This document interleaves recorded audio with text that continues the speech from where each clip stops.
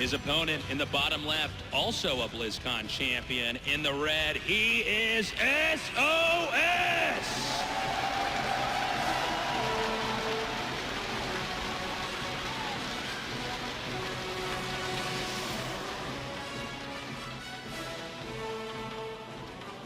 All right, here we are, game number 3. And, you know, on this strange map, this is a map that isn't really used all that much in the scenes that these guys play the most of their games in. So they're going to be a little bit unfamiliar with it, but I don't think that's really going to affect either of them because, again, so much of this matchup comes down to the mind games, to these two tricking each other and getting an advantage. Well, I'm curious to see what the builds are going to be here. Remember, a best of 1 is different from a best of 3, is different from a best of 5, is different from a best of 7, because the more games you have, the more time you have to study your opponent. So the strats, they pick out the orders in which they do the strategies and how well those strats work against each other. They're constantly factoring in before each game. And the fact that both games started out with a beatdown pretty early on that then snowballed is pretty significant. We haven't seen a neck-and-neck game yet from these two guys, but it does seem that Life so far going to once again opt for early spawning pool, and I think that's a wise decision.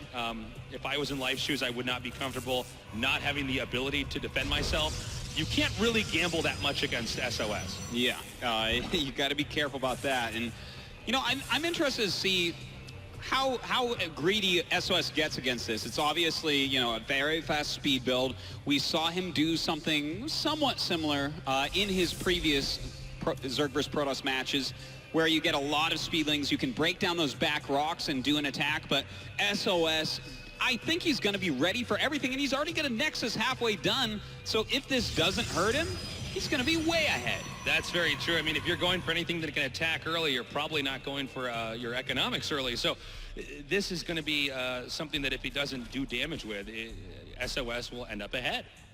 All right, well, we do have Zerglings going across the map. A hatchery has been started at Life's natural expansion. More and more Zerglings being made, and that Zergling speed is on the way right now. It looks like he wants to start putting some pressure on this front gateway. Maybe his strategy here is to just break down that front door.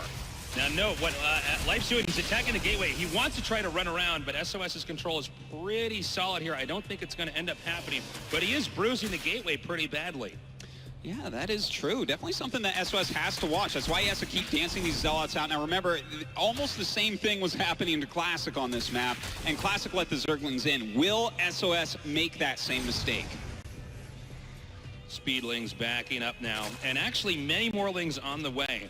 It does look like Life is planning for something coming up here. He may attempt to actually break the entrance. This is going to become more and more difficult, though, with the Mothership Core just dealing damage that the lings can't really prevent.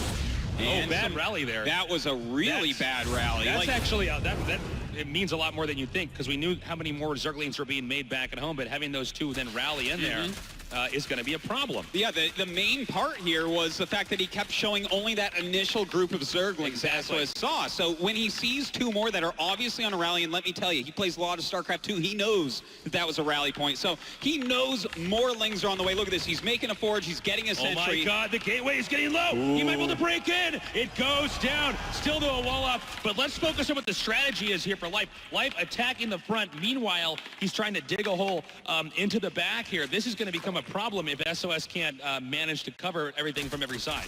That's right, but sOs, he is getting ready. He's already knocked down those back rocks. He's made a cannon there, and a backdoor attack absolutely will not work against sOs here. Now, even though the gateway was destroyed, it's really more important to be killing probes. So if these lings don't do much of anything, it'll be a problem, because any Zerglings you're making are also drones that you're not making. Well, right now we do have him attacking those back rocks. sOs sees that he was absolutely right. And again, a lot of this probably comes down to the fact that he saw those Zerglings rally. And so that is a big misstep for Life that has cost him dearly. Life backing up now, getting a third base, and making drones. So he will back up here. sOs does survive that. And this is where really Protoss gets the room to breathe and then decide what kind of strategy they want to start developing into this game. This is a map where fourth base can usually be, for the Zerg, the point of contention. Protoss will oftentimes hit that as the game progresses. That's right, and SOS, we're going to have to see, does he want to himself expand again here, or does he want to go for an attack? He realizes that a lot of money was put into that attack by Life, that he is going to have a hard time going into a longer macro game, but right now he might be able to just make a bunch of gateways and go push Life to death. Yeah, and I think that is not a bad choice. SOS has had a lot of success with this. Oh my gosh, I guess he never saw, yeah, he just actually doesn't see any of that. Yeah, that's really good for SOS, because if you don't see them making, you don't know the exact timing of the attack, and it's really important that Life is geared up, balancing how many workers he's making, and then ready with enough of an army to actually defend. So SOS is going to hit him hard, and Life may be none the wiser until it actually comes and is at the front door of his expansion. Definitely the case, with all these gateways finishing up, and the fact that he has no idea about this, and the fact that +1 attack, which is going to make his Zerglings into mincemeat, is almost done here. This is going to be very deadly by SOS. Yeah, very important to know. +1 attack, he kills Zerglings in 2 hits instead of 3, and that makes for a very unfair fight if you're Zerg, unless you are completely prepared, and we have that attack moving out. Remember, though, Life is very good at counterattacking to delay this and pull those attackers back. So we may see some of that happening right now. Looks like he might try to bait him down here. Okay, he's going to try to run around. Yeah, he wants to see if he can catch any reinforcements right now, check that front wall, see if he can do any damage there or make SOS pull back, but he's going to find that absolutely none of those things are going to work out for him right now. In the meantime, he is just buying time while his new Hydras are being made, as well as some more Lings. And with every second SOS is not attacking, the more likely it becomes that Life can hold on. Really important to note here, he did not waste a single force field.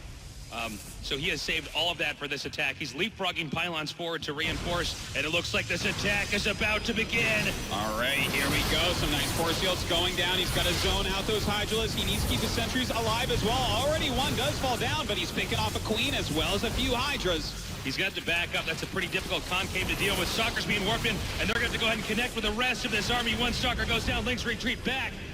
More and more Hydras being made right now. We do have the time warp going down on those 2 Queens. SOS continuing to control this area of the fight, but he doesn't have a whole lot of force fields left, and they are still very important here. He's getting into a closer position here. We can start to force the workers to attack. The workers are coming down. The force fields go down. The ramp is blocked. A time warp there to make the kills a little bit easier.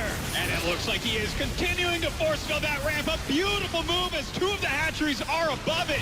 Many of Life's units actually stuck up there, and SOS is dividing and conquering Life's army. Look at his control. It's perfect. He's staying just out long enough.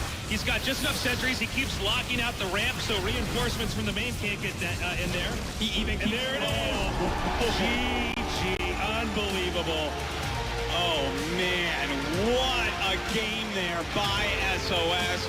Life making just one tiny mistake on the rally point of those Zerglings, and SOS pushing him into the ground because of that. Just beautifully played. I really want to highlight what you're saying here, Artosis, because I don't even know if we're going to be able to see it when we take a look at the replay, but there were, I believe it was like 8 Zerglings attacking the gateway.